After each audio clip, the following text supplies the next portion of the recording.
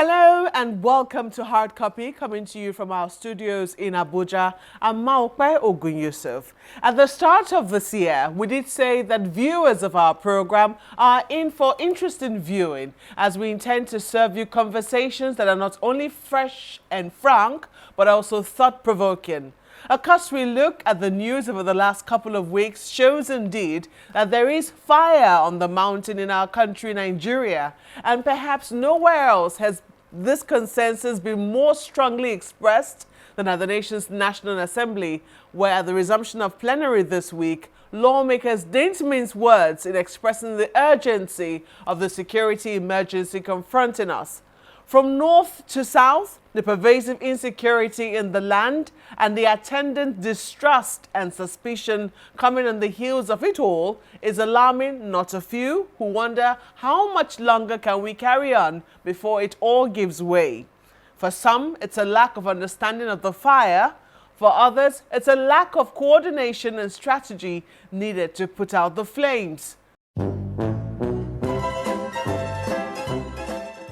Tonight, in the first of our Truth to Power series, we speak with Reverend Father George Ehusani, a theologian, teacher, and social commentator, on the current trend as we try to understand what really must be done to pull our country from the brink. Father Ehusani was the former Secretary General of the Catholic Secretariat of Nigeria and is the current Executive Director of the Luke's Terror Leadership Foundation in Abuja, as well as his current chaplain. Father, you're welcome to Hard Copy. Thank you, Maokpe. Thank you. Well, let's start with the debate on the floor of the Senate yesterday. What did you make of it when you saw it? The situation is highly depressing. And what is concerning, even more concerning, is the fact that it is as if the truth of our national insecurity today is about where you come from, it's about how you see it. Meaning that you listen to that debate and you see people from certain parts of the country who don't seem to recognize the truth as it is. Okay, before we come to the debate itself, because I'm going to play us two tracks which seem to, depict certain things. However, the fact that 107 senators carried that bill, sponsored that bill titled General Insecurity in the country, did that send a message first and foremost for you? For me, it is even coming so late, in the sense that the situation was serious enough for the senators to have cut short their holidays, to have resumed early in January and face this issue and call for a state of emergency on the security. But there are a number of people who will say that that matter of security has constantly been at the forefront. In the last 1 year or so, the Senate has talked about an emergency in the security situation in the country, at different times calling for the sack of the service chiefs. Now, service chiefs have been sacked. I mean, isn't that one of the recommendations they had given? Too little, too late, as it were. I mean, do you need the whole country to be destroyed before you take action? From about the middle of last year, not only the legislators, but other interests have been calling for a change, because the primary purpose of governance is security of lives and property. And then from Kano to Calabar and from Maiduguri to Lagos, we have been hearing reports of killings in hundreds, kidnapping in hundreds. Tons and tons of money are being spent to settle kidnappers. And in spite of settling kidnappers, we still have people being killed by kidnappers. And everyone was saying, we are going towards a war situation. Change these security people because they don't seem to know what to do about our insecurity. And nothing was done until just now. And I'm saying it's like the feelings of Nigerians don't seem to be making an impact with the leadership. I only brought in that angle because you said the senators ought to have cut short their holiday. That they have been calling for it anyway. Yes, they have been calling for it anyway. What more could they have done? I'm just wondering. In the last few months and few weeks, the situation has gotten aggravated.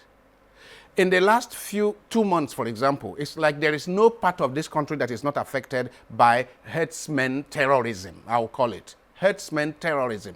How do we, and whenever some of us say, oh, Nigeria is a failing state, Then we have people who come out and say, no, no, no, no, don't say that.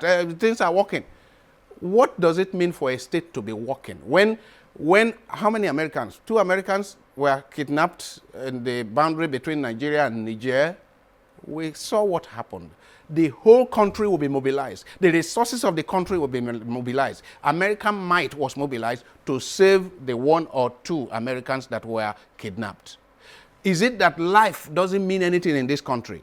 That we keep hearing? I mean, look at the sad case of a Nigerian chairman of Fuga Association, a community from Texas or something, comes home for holidays. On the day he was going to fly back, kidnapped. They collect money from the family and still kill him. Something sinister is going on. And I am worried that how can you be a sitting president with all the power of coercion, the powers that the government, the constitution has given to you to protect the citizens. Then you sit down there until today you don't even address the nation. We'll come to that in terms of communication style, because something that Professor Wole Soyinka has already also mentioned as one of the solutions that he sees. However, at the subnational level, the method being taken or the solutions being proffered by the different governors at the subnational level has caused some controversy. That came up in a debate which the senators had yesterday. We'll quickly take a listen to 2 opinions that could summarize what has happened in the country as a result of, the actions taken by some governors. Let's quickly take a listen to that. I find it difficult to believe in the 21st century that a governor of a state who has taken oath to preserve and protect the Constitution of Nigeria, which embodies fundamental human rights, fundamental rights of residents, will come openly to ask people who are not indigenous of his state to leave his state on the pretext of something that they are doing, and their cost of law. No Nigerian is being sent away from anywhere. Criminals are being sent away from the forest where they are. And so, when we now come here and say, some people, after doing this thing and they're sending people away, you send the wrong message out. The message is simple. The police, IG, has told us these are criminal elements coming from outside Nigeria. And what we should ask ourselves is, if somebody is a criminal and he is in the forest, what is he doing inside there? This summarizes part of what has happened. I mean, there's been suspicion and distrust. And obviously, let's say, a breakdown in messaging. The failures of the current federal government and regime, the many failures, especially in the area of security, have brought back primordial sentiments. Sentiments that over the years we have been trying to heal and get over.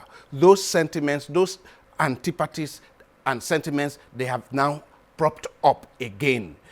The kind of sentiments that led to the Civil War, by the way, the kind of sentiments that led to the fact that this country is not a stable country. We are not as united as we should be.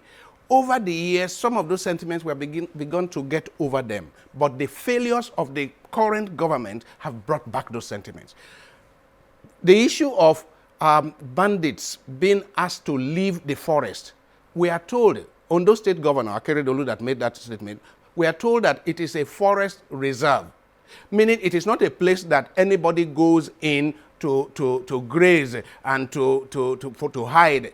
It is a forest reserve, and it is clearly and surely under the purview of the governor of that state. The governor of that state has all the prerogative to make legislation, to make pronouncements as to what happens in that part of his state.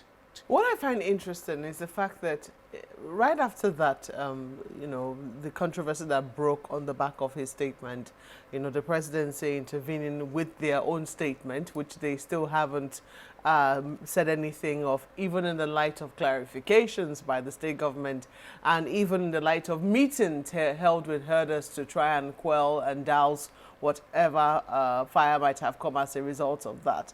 You know, in spite of that, as recent as this week, you know, on the floor of the Senate, we still have senators who still believe that that was the stance of the state government. Doesn't it say something about where we currently are? Sure. The confusion was brought by the Minister of Information himself. The Minister of Information that came out and condemned what the governor said without the facts, without the clear facts on the ground. No, that wasn't the Minister of Information. That was a spokesperson to the president. The spokesperson of the president came out, condemned what the governor said, but what the governor said, it was clarified. The governor did not ask that any ethnic group leaves his state. He's saying, we need to clear these criminals, these bandits from this forest reserve. After all, what we are talking about herdsmen is business. As everybody has said, it is business. If you go to a place that is not your own land, you leave your state, you go to another place, not your own land, you negotiate for a plot of land, you pay for it, then you have a right to do what is legal within that plot of land. But we are not talking of people who bought any plot of land. We are talking of people who think that they can go anywhere in this country and graze freely, including into people's gardens like Woleso Inka's backyard, and do anything that they wish. And once people complain, then we are having somebody from the presidency immediately taking sides, because that's what it means. Immediately taking sides, even before hearing the facts. So, talking about Ondo State, for example, did the herdsmen buy a land where they are grazing, and the governor all of a sudden woke up one day and said, because they are not Yoruba speaking, get out of this place? I don't think that is what happened. Well, in Oyo State, it's a different strand. I mean, I was talking about subnationals. In Oyo State, it's a different strand where we saw somebody, an individual, a private individual, stand up, it would seem, in defense, in quote, of his people. That is on the one hand. You also have another kettle of fish in a state like Zamfara, where the governor is proposing amnesty for those who are willing to lay down their weapons for So bandits. if we were running a proper democracy and federalism, Indeed, then if the governor of Zamfara decides to take the state money in Zamfara to settle criminals rather than fight the criminals, that's okay for them. But we cannot use our national money to settle criminals. If indeed you had these subnational units in the country, if you had if you had a situation where we are really running a federation, then that state has the right to do what it likes with its money. But if you are calling for federal government money, as some people are insinuating, say, oh, okay, there was Niger Delta and there was Amnesty. Okay, the federal government needs to vote money for Amnesty. And we are saying, why do we have military? Why do we have police? Why do we have the various security agencies? For us to now be negotiating and begging criminals? And I see the recent moves to beg and negotiate. In fact, the criminals are not asking for amnesty. We are the ones now apparently begging them to come and ask for amnesty so that we give them money. But this is very dangerous. That has not been the stance of all the governors. You've seen Governor El Rufai of Kaduna State saying, no, this cannot be the way to go. He's going to treat people as criminals in his state. In Edo State, we also heard the governor of the state say the same thing as well, even though he's not of the Northwest. But only recently we saw the the Northern Governors Forum come up to say, yes, indeed, we admit that this, the point pastoralism is not working anymore. The point is this. The failure of state security architecture is what made people like Sunday Igboho come up and become a hero. There is general disenchantment about the widespread feeling of insecurity. We are all unsafe. A situation where I cannot just get a call to say, oh, somebody is not well in my village, and take my car and drive home because of insecurity, because of bandits and herdsmen and all over the place. There is general disenchantment. And people believe that we cannot continue like this for long. So when a people feel so helpless, human beings have a powerful instinct to live and to protect themselves. So what is happening in Oyo State is that some person now gets up and says, no, we can't take this anymore. We can't take this anymore. And you know, the point is that so many people, a lot of the population are behind him because they see him as helping them to cry, the kind of cry they are unable to cry. They see the person as a courageous person who is leading them to free their people from these marauding herdsmen that are taking over their villages and their towns. So the reason why Amotekun and other state security outfits are springing up is because we can see that the police force, this monolithic one kind of force, is not able to protect us. You can go miles and miles and miles. Whole villages have maybe 2, 3 police stations, police officers to protect them. And then you have hundreds of herdsmen that are armed to the teeth. Do you sense 2023 in the middle of all of this? I mean, it is it will be very alarming if indeed all of this is about the politics of 2023. But some people say perhaps that's what it is about. Whoever is instigating, supporting all this, funding all this because of politics of 2023, well, that is very sad, because what it means, you may not have a Nigeria for 2023. I mean, that's the truth. The way we are going, the tension in the land now is so high.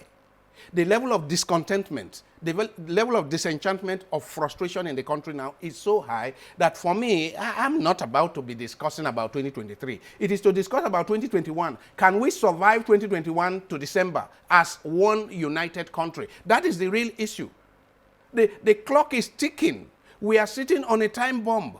And that is why whoever is in any position of responsibility in terms of governance today should be having sleepless nights as to how do we curb this insecurity and how do we begin the process of uniting the people again. Because the people have perhaps never, in my lifetime, never been as divided as this. Are the people really divided? Or is it a superficial division when we talk about politics? The level of suspicion, mutual suspicion, has risen very, very high. Distrust. Then the distrust between the government, those who run our affairs, and the people has never been as high as this. I mean, just go on the streets and do a voice pop and ask people how much they trust their leaders. The level of distrust today is very high. It's as if the leaders are living in their own world. A situation like we said, Nigerians are saying, you mean hundreds of Nigerians are being killed every day and thousands are being kidnapped every day and the president does not see it fit to address the people? What kind of a president do we have that doesn't consider it to address the people, call for calm, assure, even if you are not succeeding in the war front, keep assuring the people that your appointees in the war front are trying their best? Some people, I mean, we've spoken several times with his spokespeople, and they say it is the president's style, it is his style. And some people say, well, certain styles are not acceptable to the people. Certain styles, I mean, leadership styles are not accepted to the people. So if you, in America, they do polls. In the 4 years of the presidency, they do polls to see, if you take a poll now as to the popularity of the president now, it must be abysmally low, because people are not happy with the fact that all this is happening and he seems to be cocooned in Aso Villa and he seems to be having a good sleep. But I mean, not holding brief for the president, there's no way on earth I'm going to do that. But he has also expressed the same anxieties when, when he was talking to his newly appointed service chiefs. And he said, I'll be praying for you. We are in a state of emergency. It is our role. I'm a priest. It's my role to pray. But people like him is to take action. The point is that we are not waiting for the governors and the head of state to be praying. The rest of the country, we have been praying. What we need them to do is to take action. What we need them to do is to give marching orders to the service chiefs and all the security agencies to end this. I mean, we know, unfortunately, that there must be sinister interests. We have heard stories about the fact that Americans with all their equipment were ready to help us end this. We have heard stories of mercenaries that came to help, quell this. And how all those arrangements collapse because there are interests. There are interests within the army perhaps, within the navy perhaps, within the air force perhaps.